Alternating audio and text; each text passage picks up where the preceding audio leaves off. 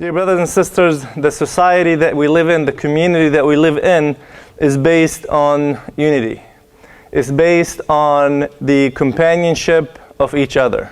The brothers helping each other, the sister helping each other, our families helping each other, and standing next to each other when there is a need. As the Prophet ﷺ in many ahadith compared the structure of the Muslims as the structure of a wall. We're bound together like the stones, like brick stones. When you lay one on top of each other, this is how Muslims should be. One of the problems that cause the destruction of these communities and these societies is a topic that we've talked about before, but we have to continue re-emphasizing and continue reminding ourselves about, which is ghiba. The ghiba and namima. And we'll talk about the explanation of each and how Allah subhanahu wa ta'ala and the Prophet ﷺ, talked greatly against these two topics and talked greatly against falling into these two issues. With the ghiba, the Prophet ﷺ defined it very simple, in a very simple manner. And said, when he asked the companions, what is ghiba? They said, he said, ذِكْرُكَ أَخَاكَ بِمَا يَكْرَهُ. He said, talking about your fellow brother or sisters and what they hate or what they do not like to be talked about. And they said, well, what if what we said is in them? What if what we said is true? He said, if it is, then that's ghiba. But if it's not, he said, فَقَدْ بَهَتَّهُ, which is worse. So not only that you commit ghiba, but you also are accusing them or falsely accusing them, which is another greater sin. Allah subhanahu wa ta'ala in Surah Al-Hujurat makes it very clear of how bad this sin is and how bad we should avoid getting into this sin when he says, يَا أَيُّهَا الَّذِينَ آمَنُوا اجْتَنِبُوا كَثِيرًا مِنَ الظَّنِّ إِنَّ بَعْضَ الظَّنِّ إِثْمٌ ولا تجسسوا ولا يغتب بعضكم بعضا أيحب أحدكم أن يأكل لحم أخيه ميتا فكرهتموه واتقوا الله إن الله تواب رحيم. Allah subhanahu wa ta'ala is addressing the believers. He's not addressing all of mankind. In different verses, Allah subhanahu wa ta'ala would say, Ya ayyuhan nas, O people, right? He would address the general people. But in this one, he's specifically talking to us. Specifically talking to the believer and saying, Ya ayyuha alladhina amanu. He says, اجتنبوا كثيرا من الظن إن بعض الظن إثم. And he starts with this because at the end, the last thing he said, وَلَا يَغْتَبْ بَعْضُكُمْ بَعْضًا, which is the ghiba that we talked about, and talking about our fellow brothers and sisters in something that they do not like. And the relationship between the two, between the dhann and the ghiba, is a lot of times with ghiba we don't know the truth.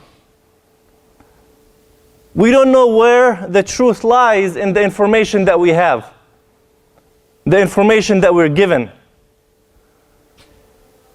Unless you see it with your own eyes, then there's a question mark on it.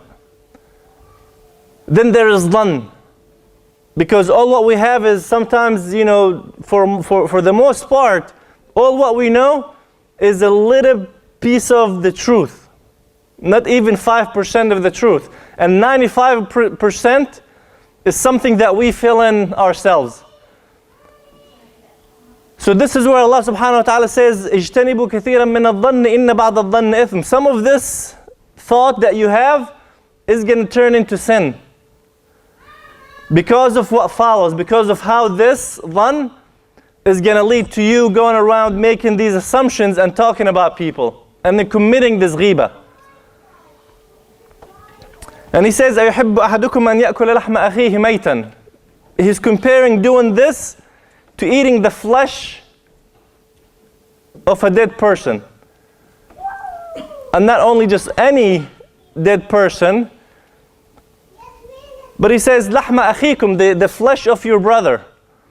And this could be your biological brother, this could be your brother in Islam, and this could be just as a general term of a person you love.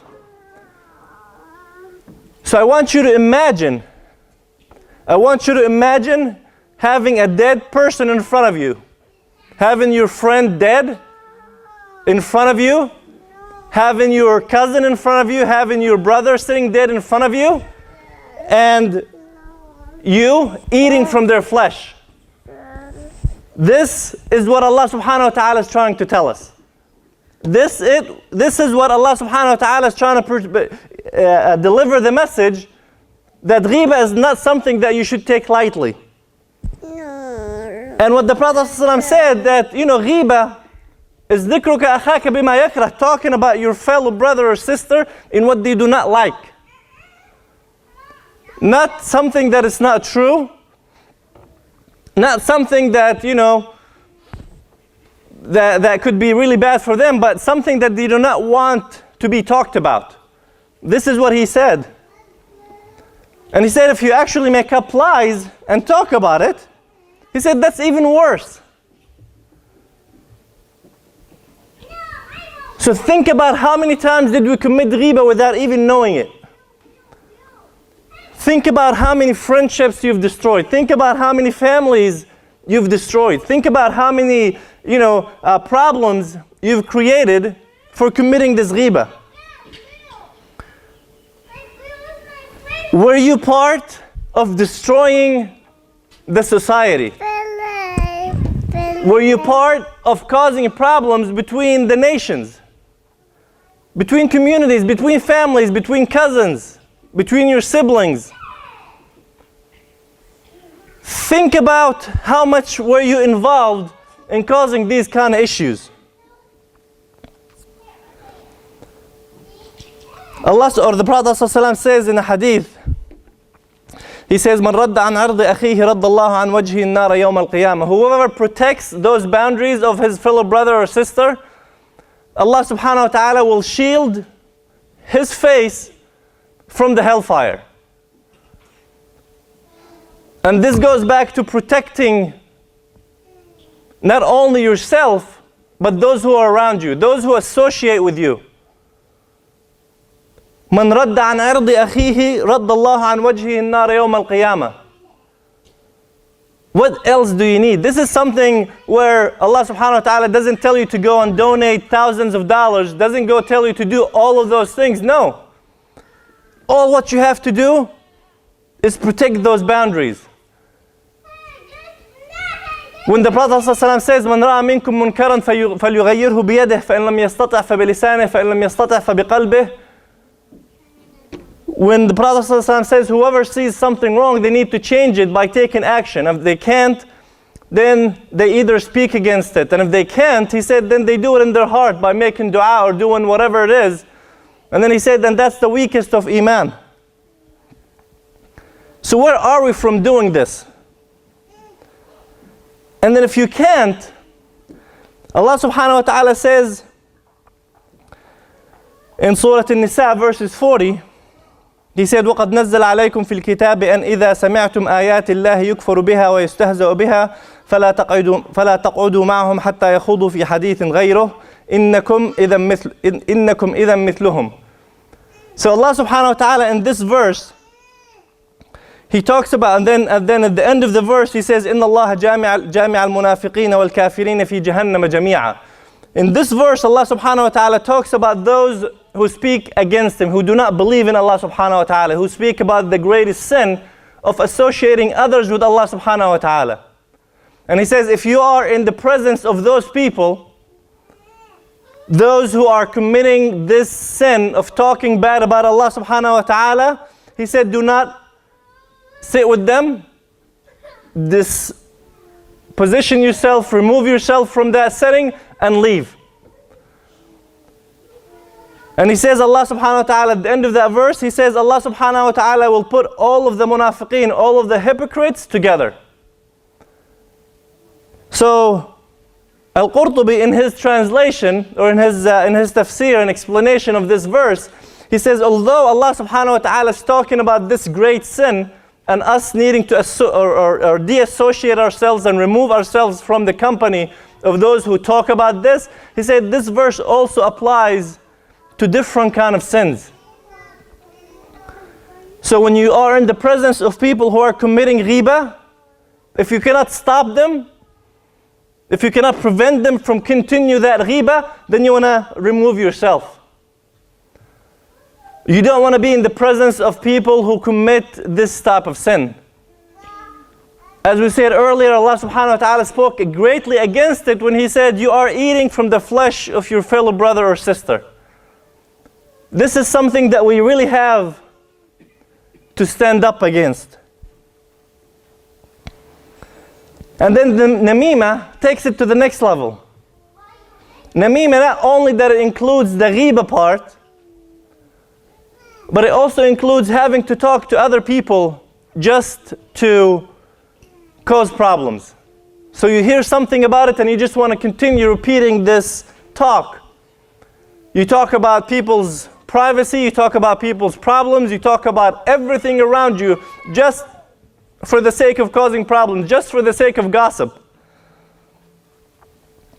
And we know the story when the Prophet ﷺ was walking in the outskirts of the city and he passed by two graves and he said, these two people are being punished for something that people don't believe or don't feel that is something great. One of them was the one guy that was committing this namima. All what he was doing was just walking around talking about people. Talking about people because he wanted to talk about people. How many of us just talk because we feel like we want to talk? Talk because we want to feel that we belong to this conversation. And Allah subhanahu wa ta'ala had a specific name for those people. The two-faced people. People with two faces. And He says, تَجِدُ مِنْ شَرَّ النَّاسِ يَوْمَ الْقِيَامَةِ عِنْدَ اللَّهِ ذِي الْوَجْهَيْنِ or ذَا الْوَجْهَيْنِ. He says, الَّذِي يَأْتِي هَؤُلَاءِ بِوَجْهِ وَهَؤُلَاءِ بِوَجْهِ. The worst people that you will find on the Day of Judgment, those are the two-faced. That will be dealing with people on one face and then they'll turn around and have another face. This is the hypocrisy that we live in these days. When you have the friendships, when you have the relationships with your family members, with your friends, with your relatives, with your co-workers, and then they'll give you an impression in front of your face, and then they'll turn around and stab you in the back. They'll talk about you. They'll do all of those bad things to you. We do not want to be those people. The Prophet ﷺ said, those are of the worst people on the Day of Judgment. I don't know what kind of situation they're going to be in, but I do not want to find out. To be one of the worst people on the Day of Judgment. On the Day of Judgment, we're trying to be the closest to Allah subhanahu wa ta'ala's mercy, to be the closest to the Prophet ﷺ so we can get some of His mercy. And Allah subhanahu wa ta'ala said, or the Prophet ﷺ says, the worst of those are those hypocrites with the two-faced people. This is what we have to avoid. This is what we have to be careful of. Those problems we fall in without even knowing. This is our society. This is the life that we live in these days. And we all know people that do this. So the first thing that we need to do is stop ourselves from committing this. Stop ourselves from talking about this ghibah. Stop ourselves from talking about people. Stop ourselves, preventing ourselves from being those people that the Prophet ﷺ says that you are going to be one of the worst people on the Day of Judgment. Or Allah subhanahu wa ta'ala compares us to eating from the flesh of our dead brothers or sisters. I mean, imagine the sight of walking to a dead animal. I mean, envision walking down the street or driving down the road and you see this dead animal, and imagine pulling over and eating from that flesh. Now take that to the next level and imagine eating from your brother who is dead, or your sister. This is how bad this is. We do not realize how bad what we do, or how bad or how great of a sin this is. But sometimes it might be too late. And after we have to stop ourselves, we have to think about the people that are around us. Can I help prevent this? When I hear people talking about ghibah, can I stop this? Can I give these people the advice? Can I remind people that what they're doing is wrong? And if they can't, I have to immediately disassociate myself from them, remove myself from their company. At that point, they're known to be bad company. And the Prophet ﷺ in many hadith talked to us and warned us about the good company and the bad company, and having to be in the presence of the good company and the benefit that comes out of it, and then having to be in the company of bad people and the bad outcomes that comes from dealing with the bad company. Dear brothers and sisters, Allah subhanahu wa ta'ala in Surah Al-Hujurat says, يا أيها الذين آمنوا إذا جاءكم فاسق بنبأ فتبينوا أن تصيبوا قوما بجهالة فتصبحوا على ما فعلتم نادمين. He addresses the believers. He's not addressing the general public, but yet in this verse he's addressing the believers, and he says if somebody comes to you with news, and in this one he says إذا جاءكم فاسق, if a bad person comes to you with news, he said you have to investigate. You have to find out where the truth is and if this is the truth or not. And he says, عسى أن تصيبوا قوم فتبينوا أن تصيبوا قوما بجهالة. May you get into the mistake of falsely accusing people in something wrong. And then he says, فتصبحوا على ما فعلتم نادمين. Then you will be sorry for what you have done, because you have done something great. You have fallen into that ayah that we talked about with al-dhann, which will most likely lead us to al-ghiba or al-namima. So this is what we have to be very cautious of. So not only speaking about people, but receiving the information. Allah subhanahu wa ta'ala says, إِنَّ السَّمْعَ وَالْبَصَرَ وَالْفُؤَادَ كُلُّ أُولَٰئِكَ كَانَ عَنْهُ مَسْئُولًا. That the hearing is one of the things that we will be accountable for. What we hear is something that we will be accountable for. So if somebody comes up to you with these bad news or with these false accusations, you have to find out yourself. You have to do your due diligence of finding out. And then Allah subhanahu wa ta'ala in Surah An-Nisa verses 148, He says, لا يحب الله الجهر بالسوء من القول إلا من ظلم. Allah subhanahu wa ta'ala does not want you to go around talking about bad or talking about sin except in one situation. He said, those who committed injustice, those who falsely accused people of things, those are the people that Allah subhanahu wa ta'ala, it's okay to expose those people. To let others know that, hey, this is a person that does this, this and that. This is where you have to be really careful of what you say.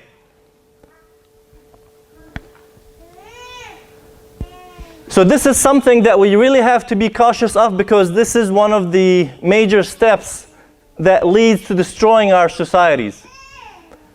The steps that lead to destroying our communities. This is what we have to be careful of. This is what we have to be cautious of, because not only will this lead us to the hellfire, not only that this will put us from the people that the Prophet ﷺ said are going to be in the worst situation ever on the Day of Judgment, but we're going to come on the day where Allah subhanahu wa ta'ala is trying to do the accounting for all the people. And come and look at you and see how many times did you talk about people. How many times you committed ghibah and namima against all of those around you, and start taking away from your hasanat and given to all of those people that you talked about. And once you're done with your hasanat, once you don't have any hasanat left, they'll start taking away from their sayyat, from their sins, and given to you. The Prophet ﷺ said that people will come on the Day of Judgment while they have so many good deeds, so many hasanat, but they have talked so much about people that all of their hasanat will be gone. And they will end up with tons more sayyat that they will lead them to the hellfire. Sometimes we may think that this is just general talk, that people have regular conversation, people are sitting down over dinner, over coffee, over drinks, whatever it is that you're doing, and people are having those conversations, talking about other people. We cannot emphasize or stress the importance of having to be cautious of what you say, what comes out of your mouth. The Prophet ﷺ said, one of two things that will save you from the hellfire, where he can guarantee us paradise, is being cautious of what comes out of our mouths. This tongue that we speak of, that can either put us into paradise or put us into the hellfire. This is what we have to do.